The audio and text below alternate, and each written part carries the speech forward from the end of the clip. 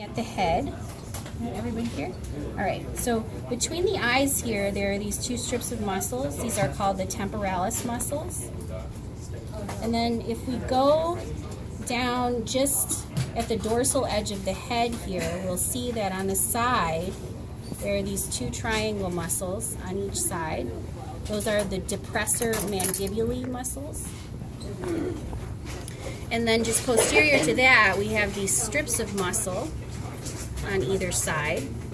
These are the latissimus dorsi muscles.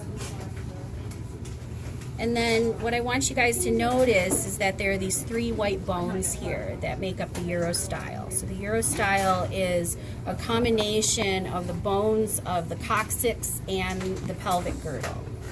So from the area where the latissimus dorsi is, from here all the way down to this little triangle here that's formed by these three urostyle bones, we have two long muscles that are the longissimus dorsi. Okay, so they're medial, longissimus dorsi, latissimus dorsi. And the muscles that form kind of an arrow shape, so they're like this, one on this side, one on this side, those are called the coccygeoiliacus muscles. Right, so we have temporalis, depressor mandibulae, latissimus dorsi, longissimus dorsi, coccygeoiliacus muscles, and then lateral, we have the obliquus externus, or external oblique muscles. Okay, we can see the external obliques on each side. So on the ventral side, you can see them here, and also on the dorsal side. So moving to the leg, on the upper or quadriceps surface of the leg, we see this big giant muscle here. It goes on this side, and we can also see it on this side. This is the triceps femoris. And then on the hamstring, or posterior portion of the thigh, there's this big muscle here. This is called the semimembranosus. And then this very thin muscle that's at the very posterior edge of the hamstring area is called the gracilis minor. You can see the gracilis minor on both sides. Okay. All right, then moving on to the calf, this big calf muscle that you can see on this side and on this side. This is the gastrocnemius. And then you can see on the shin part, there's actually one muscle on the dorsal side and then another muscle on the ventral side. The one on the dorsal side is called the proneus. So we have proneus, gastrocnemius, gracilis minor, semimembranosus, triceps femoris, coccygeoiliacus, longissimus dorsi, latissimus dorsi, depressor mandibulae, and temporalis. Okay? Ventral side. So starting here at the top, we have the submaxillaries. Okay, this was the intermandibularis and the shark, submaxillary. And we can see this triangle of muscle right here. This is called the pectoralis. And then this muscle that runs from the shoulder down to the upper arm, that's the deltoid. So pectoralis and deltoids.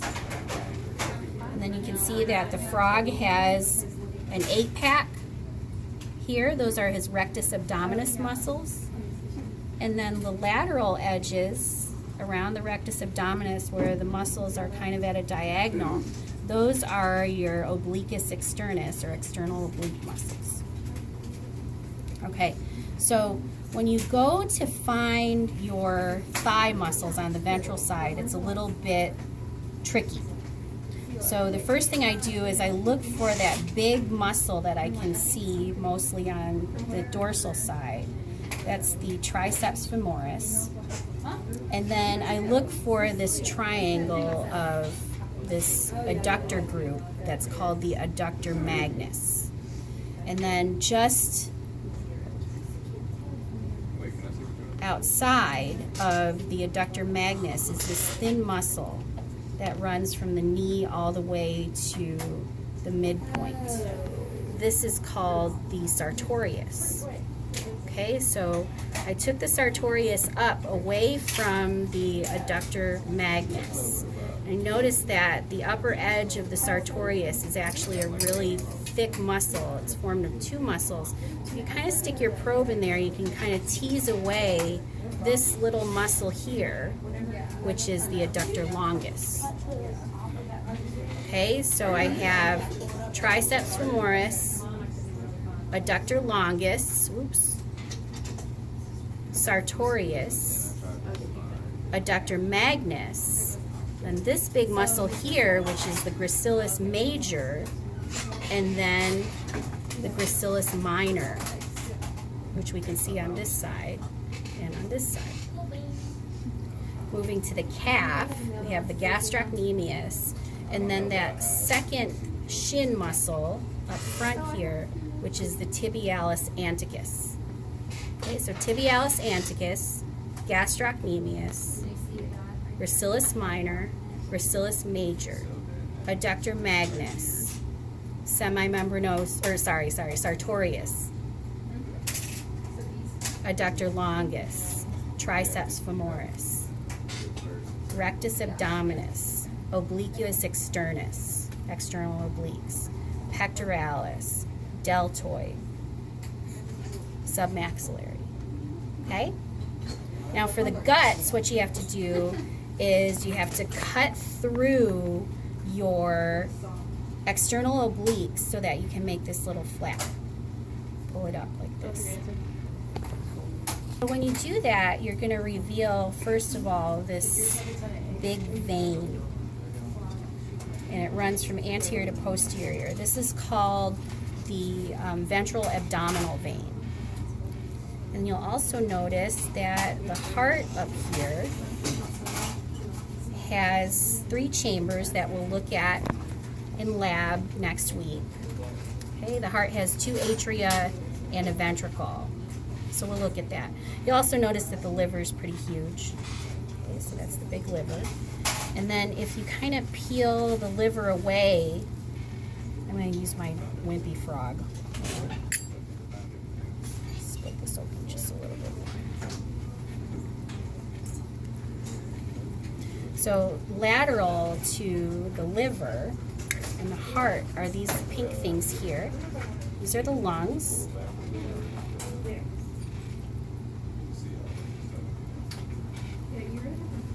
And if we take up the liver, got to find on the right side your little green stinky balloon, which is the gallbladder. It's actually pink. Yeah, yeah, it's pink. It's filled with green stuff. Okay, so then you find the stomach, and the stomach is a J shape again. And you'll notice toward the end of the J that there's a pinch.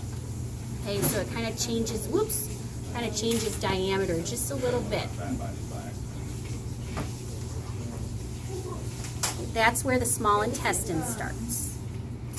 So here's the first portion of the small intestine, right here, and that's called the duodenum. And you'll notice that the stomach and the duodenum are hooked together by a mesentery, and that mesentery is called the greater omentum. Do you see a brown streak in that mesentery? Yes. Right here? Brown streak right there. That's the pancreas.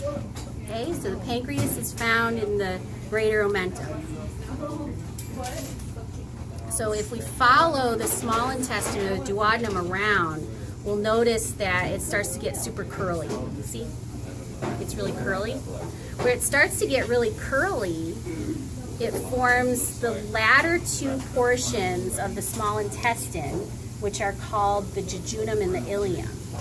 And in the frog, they're just kind of combined together, and we call it the jejuno-ileum. Okay, so when it starts to get curly, right about here, see right about there, the duodenum ends and the jejunal ileum begins. So there's a mesentery that's connecting the jejunal ileum all together. And see there's a lot of blood vessels inside of it. That is the mesentery proper, or the lesser omentum. And then you'll see that the jejunal ileum becomes a big fat tube. See that? That's the colon. All right, so the colon is held to the dorsal body wall by a continuation of the lesser omentum, and we call that area the mesocolon. Okay, so where it's the colon, the mesentery is called the mesocolon. Okay? Now, as we watch the colon disappear into the area behind the legs here, where the legs come together, there's a little membranous sac. Okay? See that membranous sac? That's the urinary bladder. And as the colon disappears behind the urinary bladder, it becomes the rectum. Okay, so where the urinary bladder is your landmark. When the colon goes behind the urinary bladder, then it becomes the rectum. So from where is it the colon? From where the jejunal ileum starts to where the urinary bladder starts. So from where the jejunal ileum stops? Yeah. To where the urinary bladder starts. Okay, so urinary bladder, rectum, colon. If we move those things off to the side, we're going to see that there are these big dark structures on the dorsal body wall. There's one on this side, and then there's one, move all this stuff over, one on this side. Those are the kidneys. And on the lateral edge of the kidneys, you'll see that there's a lot of tubing. This tubing right here. Now, depending on what sex your frog is, the tubing will either be an oviduct for the female, there's some tubing right here, or it will be the vas deferens for the male. This is a male. Where's the tubing at? Right here, on the side. Okay. The kidney. So this one, it's a little bit clearer because we don't have so many fat bodies. See all this tubing right here?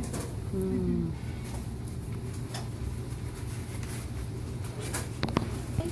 So these fat bodies are protecting the gonads. I have a male here, so all of these are fat bodies on this side and this side. And if you look for those fat bodies, you're going to find the gonads. So remember, the gonads grow out of outpocketings of the apex or top of the kidney.